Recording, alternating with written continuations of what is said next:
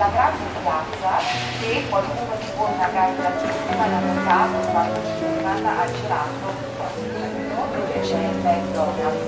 Non è facile perché come vi dicevo ieri è stata fondata dai Romani, anzi nel 59 a.C. da Giulio Cesare. Non gliene andava bene quelle piccoline tante che avevano al posto di questa, ce n'era una un po' più piccola dedicata alla Madonna, anche lei a San Giacomo come quella di Giacomo. Vedete a Giacomo molto bello con questa economia e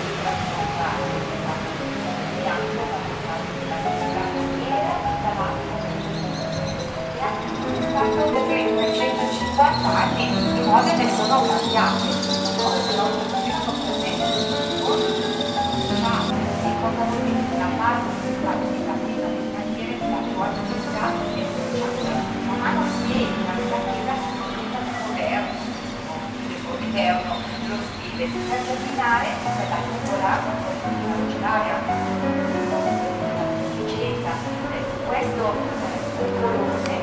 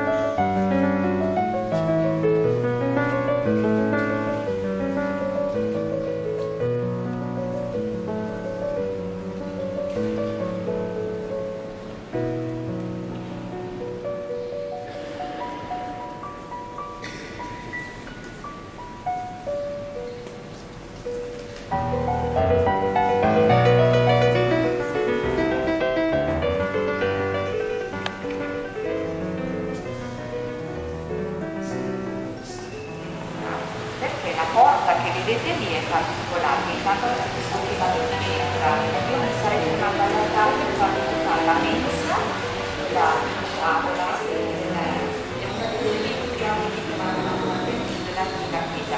E quando poi usciamo